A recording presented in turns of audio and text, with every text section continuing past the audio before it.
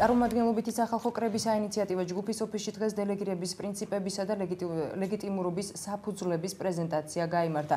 პრეზენტაციას საინიციატივო ჯგუფის წევრები ესწრებოდნენ. თეიმურაზ მურღულიას განცხადებით, სტატისტიკის სახელმწიფო დეპარტამენტის მონაცემებით 2000 წელს საქართველოს მოსახლეობა 4.500.000 ადამიანს შეადგენდა, ხოლო ცენტრალური საარჩევნო კომისიის სიებით, რომელიც საპრეზიდენტო არჩევნებში იქნა გამოყენებული, ქვეყანაში რეგისტრირებული 3.500.000 ამომრჩეველია. მურღულიას თქმით, 1988 წელს საქართველოში აღრიცხული იყო 5.400.000 მოსახლე, მათ შორის 3.600.000 ამომრჩეველი. ამ პერიოდის განმავლობაში კი საქართველოს მოსახლეობა თითქმის 1 მილიონით შემცირდა. დღევანდელმა პრეზენტაციამ, რომელმაც მართლაც ჩვენთვის გასახარად ჟურნალისტების დიდი ინტერესი დაიმსახურა, ძალიან ნათლად წარმოაჩინა არგუმენტები სახალხო კრების უდაო ლეგიტიმაციის შესახებ.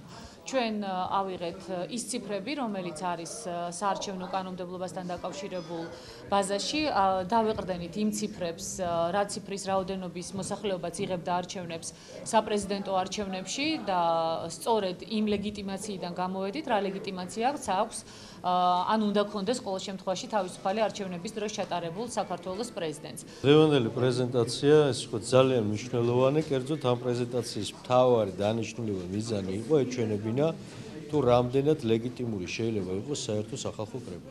და თქვენ ნახეთ, ეს არის გაკეთებული ძალიან მაღალ და ფილიგრანულ დონეზე, სრული კალკულაციით, თუ ის დელეგატთა რაოდენობა იმ მარწმუნებლების ხელმოწერებით, ყველაფრით, ანუ მთელი იმ ორგანიზებით, რა ორგანიზებითაც ხდება საერთოდ და მოხდება მოწვევა საერთო სახალხო კრების, რომ ეს ნამდვილად იქნება, ესე ვთქვათ, ლეგიტიმური. ნათლად იყო წარმოჩენილი მექანიზმი, რომელიც უზრუნველყოფს სახალხო კრების ერთ-ერთი უმნიშვნელოვანესი საკითხის, მისი ლეგიტიმაციის გარანტიებს.